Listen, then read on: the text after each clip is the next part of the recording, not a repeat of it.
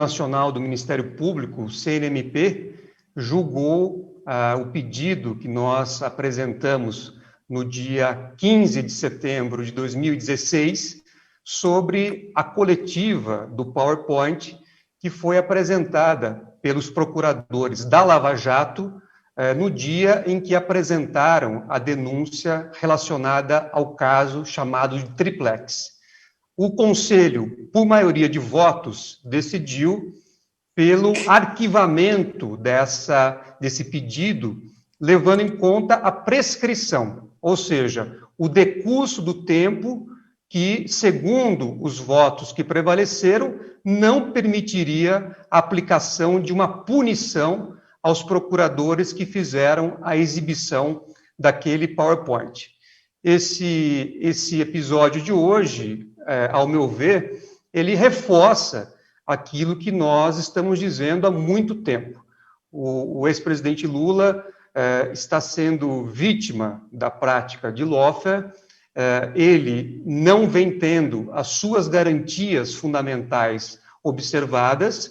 Isso nós dissemos no comunicado feito ao Comitê de Direitos Humanos da ONU em julho de 2016, e depois fizemos, nesse comunicado apresentado ao Conselho Nacional do Ministério Público e em tantos outros recursos.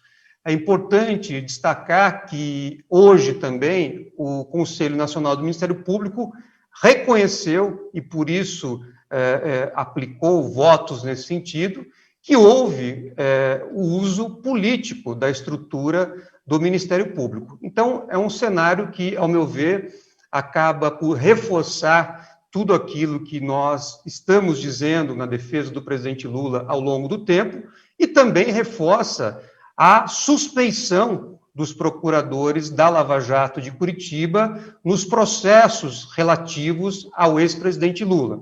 Essa suspeição também está em discussão no Supremo Tribunal Federal por meio de um habeas corpus que nós protocolamos no ano passado e que poderá ser julgado a qualquer momento. Eu me coloco à disposição aqui dos senhores jornalistas para responder a qualquer pergunta ou dúvida relativa a esses fatos.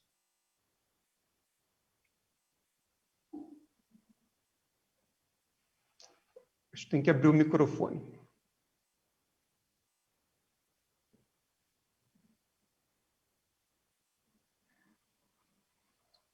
No final, o que hoje, né, só para explicar, enquanto os microfones são abertos, o que acabou prevalecendo foi o entendimento da maioria dos conselheiros que votaram, no sentido de que o tempo transcorrido não permitiria a aplicação de uma punição aos procuradores que participaram daquela entrevista coletiva do PowerPoint.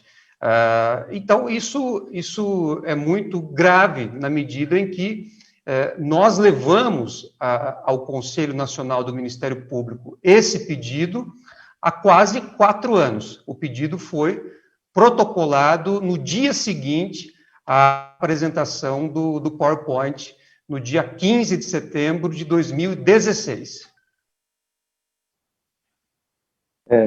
Olá, boa noite a todos. A gente está aqui no equivalente de imprensa um quebra-queixo virtual.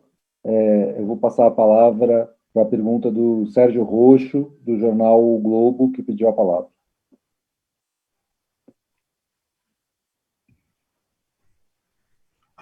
Boa noite, doutor Cristiano. Boa noite, não sei, Sérgio. eu peguei a fala do senhor na metade, eu não sei se o senhor já respondeu isso, mas há algo a ser feito pela defesa a partir dessa decisão, ou o caso fica encerrado? Eu não sei se o senhor falou isso, eu não consegui, estava sem som no começo, não consegui ouvir. Pois não, Sérgio, obrigado pela pergunta. Bom, encerrado, acho que está longe, né, de termos aqui um encerramento, porque, primeiro que esse pronunciamento, né, do Conselho Nacional do Ministério Público, ele confirma aquilo que nós estamos dizendo ao longo do tempo, confirma que houve também nesse episódio do PowerPoint e em outros desdobramentos dessa coletiva, uma ação abusiva por parte dos procuradores da Lava Jato. E eles só não foram punidos por conta dessa atuação abusiva porque o Conselho Nacional do Ministério Público demorou quase 4 anos para julgar esse pedido que foi apresentado. No entanto, esse episódio do PowerPoint e os seus desdobramentos, eles estão em discussão, por exemplo, no habeas corpus que trata da suspeição dos procuradores da Lava Jato, que está aguardando o julgamento no Supremo Tribunal Federal. Então, o capítulo de hoje, ele, ao meu ver, reforça tudo aquilo que nós dissemos e colocamos nas nossas petições, nos nossos recursos, no comunicado feito à ONU e também nesse habeas corpus que aguarda julgamento.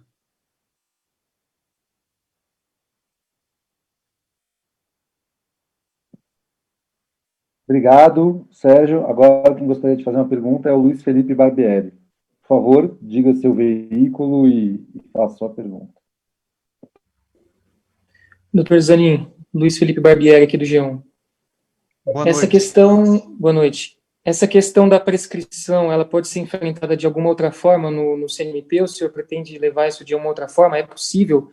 Cabe embargos? Enfim, qual o próximo passo em relação a esse caso? Bom, em primeiro lugar, nós precisamos aguardar a publicação do acórdão. O CNMP vai publicar o acórdão com os votos que foram proferidos ao longo do dia de hoje. E a partir desta publicação, nós poderemos verificar se existe alguma omissão, alguma contradição que justifique a apresentação de um recurso. Em tese, é possível a apresentação de um recurso chamado embargos de declaração, que seria ao próprio CNMP. Mas isso, insisto, vai depender da análise que nós faremos do acórdão. O que é importante destacar, Luiz Felipe, nesse caso, é que nós estamos diante de uma omissão do Estado na punição de procuradores que, segundo os membros do próprio CNMP, atuaram fora daquilo que se espera do padrão de um membro do Ministério Público. Então, insisto, o que foi hoje decidido vai exatamente na linha que nós estamos mostrando ao longo do tempo e que está nos nossos recursos, nas nossas petições, no comunicado feito à ONU e também no habeas corpus, que trata da suspeição dos procuradores, que está pendente de julgamento lá no Supremo. Não se discute que os procuradores, os promotores, possam, eventualmente, falar com a imprensa sobre determinado assunto, desde que essa manifestação esteja dentro dos limites da atribuição desse membro do Ministério Público e, evidentemente, desde que respeite as garantias fundamentais daquele que está sendo alvo de uma persecução do Estado. No entanto, esse caso do PowerPoint, ele ficou conhecido e vai certamente ser estudado por muito tempo como um exemplo clássico de violação às mais basilares garantias fundamentais, dentre elas o da presunção de inocência.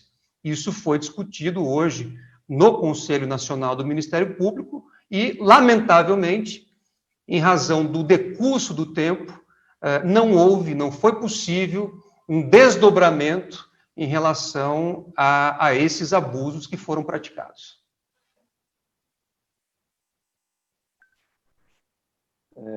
Não sei se mais algum jornalista tem alguma pergunta para o doutor Zanin.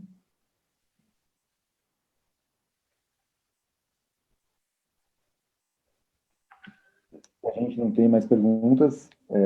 Doutor Zanin, suas considerações finais, antes da gente encerrar essa coletiva. Perfeito.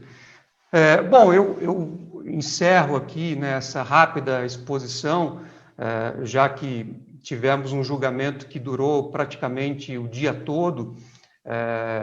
Eu já coloquei, enfim, tive a oportunidade de colocar na sustentação oral e nas intervenções que fiz ao longo do dia, que esse caso do PowerPoint, realmente, ele reforça sobremaneira tudo aquilo que nós vínhamos dizendo desde 2016 em relação à atuação da chamada Lava Jato de Curitiba nos processos envolvendo o ex-presidente Lula. É uma atuação absolutamente fora do padrão que se espera de um membro do Ministério Público e que acaba por desgastar a própria imagem da instituição. Hoje, eu não vi nenhum dos votos proferidos defender que o PowerPoint que foi apresentado pelos procuradores seja uma forma legítima de atuação de um membro do Ministério Público. Ao contrário, todos os votos, na sua forma e modo, acabaram por estabelecer críticas àquele PowerPoint e reconhecer, pelo menos na maioria dos votos, que havia a justa causa para a abertura de um processo disciplinar. No entanto, como eu já disse aqui, por força do decurso do tempo, foi necessário, inclusive a pedido da defesa dos procuradores, o reconhecimento da prescrição.